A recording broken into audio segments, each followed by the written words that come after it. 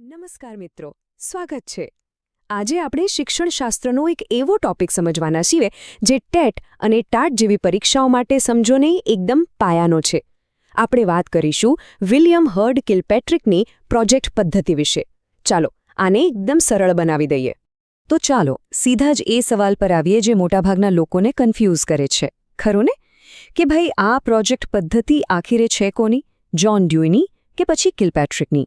માનો કે ના માનો, આ એક સવાલનો જવાબ સમજી લીધો ને તો આખો કોન્સેપ્ટ ક્લિયર થઈ જશે.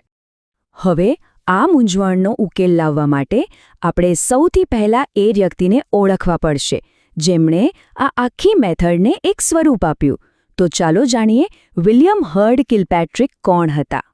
જુઓ, એમના જીવનની આ ટાઈમલાઈન બહુ બધું કહી જાય છે.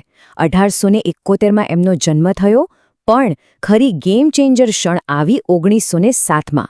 ત્યારે તેઓ કોલંબિયા યુનિવર્સિટીમાં મહાન ફિલોસોફર જ્હોન ડ્યુઈને મળ્યા. બસ આ મુલાકાત એમના જીવનનો ટર્નિંગ પોઈન્ટ બની અને એના જ પરિણામે 1918માં તેમણે પોતાનો ફેમસ લેખ ધ પ્રોજેક્ટ મેથડ પ્રકાશિત કર્યો. તો પછી આ બંને વચ્ચેનો સંબંધ શું હતો? સિમ્પલ રીતે કહીએ તો કિલપેટ્રિક જ્હોન ડ્યુઈના સ્ટાર સ્ટુડન્ટ હતા. વિચારો, ડ્યુઈએ એક ક્રાંતિકારી આઈડિયા આપ્યો, લર્નિંગ બાય ડુઈંગ, એટલે કે કરીને શીખવું. પણ એ તો એક વિચાર હતો, ખરું ને? એ વિચારને ક્લાસરૂમમાં કેવી રીતે લાગુ કરવો એનું પ્રેક્ટિકલ માળખું કોણે આપ્યું? એ હતા કિલપેટ્રિક. ઓકે, તો હવે સીધા જ મુદ્દા પર આવીએ. આખરે આ પ્રોજેક્ટ મેથડ છે શું? એવું તો શું હતું આ પદ્ધતિમાં કે આજે પણ આપણે એમના વિશે વાત કરી રહ્યા છીએ અને પરીક્ષાઓમાં આના પર સવાલો પૂછાય છે? જુઓ, એકદમ સરળ ભાષામાં સમજીએ. આ એવી પદ્ધતિ છે જ્યાં વિદ્યાર્થીઓ ખાલી ચોપડીઓ વાંચીને ગોખતા નથી. ના, અહીંયા તો તેઓ રિયલ લાઈફ પ્રોબ્લેમ્સ પર ગ્રુપમાં સાથે મળીને કામ કરે છે.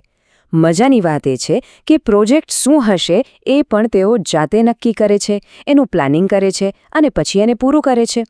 આનાથી શું થાય? થિયરી તો શીખવા મળે જ, પણ સાથે સાથે પ્રેક્ટિકલ સ્કિલ્સ પણ ડેવલપ થાય છે.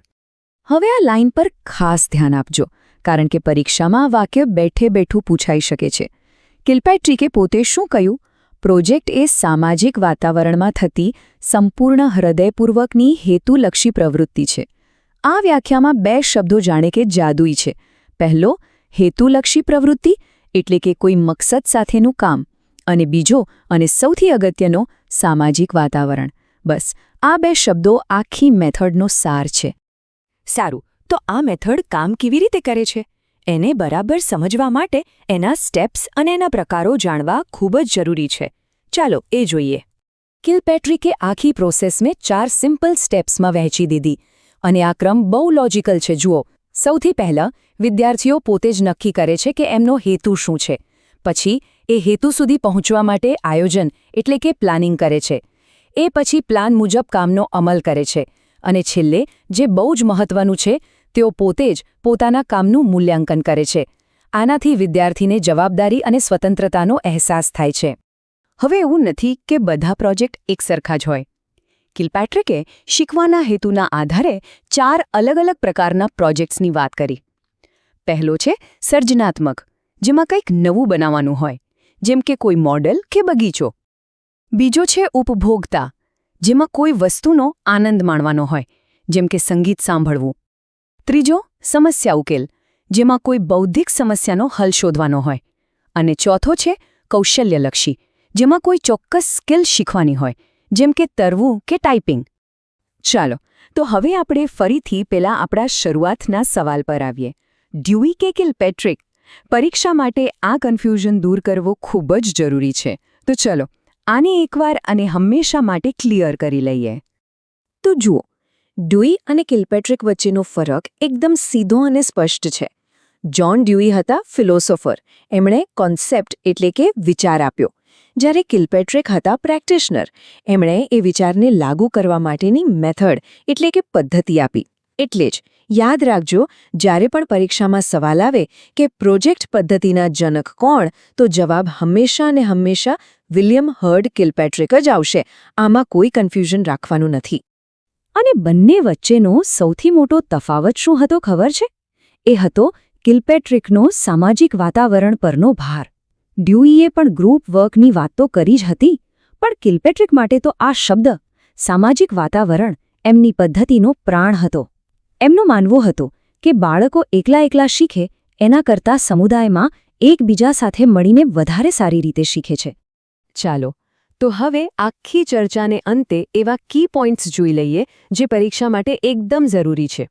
આટલું યાદ રહી ગયું એટલે સમજો કે કામ થઈ ગયું. ઓકે, તો ફટાફટ રિવિઝન કરી લઈએ. 4 વસ્તુઓ મગજમાં ફિટ કરી લો. નંબર 1, પ્રોજેક્ટ પદ્ધતિ કોણે આપી? William hard કિલપેટ્રિક. નંબર 2, કયો શબ્દ સમૂહ સૌથી મહત્વનો છે? સામાજિક વાતાવરણમાં હેતુલક્ષી પ્રવૃત્તિ. નંબર 3, 4 સ્ટેપ્સનો ક્રમ શું છે? હેતુ, આયોજન, અમલ અને મૂલ્યાંકન. અને નંબર 4, આ બધી વિચારધારાનો પાયો શું છે? જ્હોન ડ્યુઈનો વ્યવહારવાદ. બસ આટલા મુદ્દા તમને આ ટોપિકમાંથી આવતા લગભગ બધા જ સવાલોમાં મદદ કરશે. અને જતાં એક સવાલ સાથે આપણે સૌને વિચારતા મૂકી જઈએ. આજનો જમાનો જુઓ, બધે જ સ્ટેન્ડર્ડાઇઝ્ડ ટેસ્ટિંગ અને ડિજિટલ લર્નિંગનો બોલબાલા છે.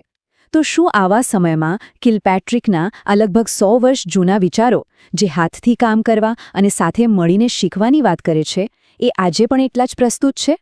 આના પર વિચાર કરવાથી શિક્ષણ પ્રત્યેનો આપણો દૃષ્ટિકોણ કદાચ વધુ સ્પષ્ટ થઈ શકે છે.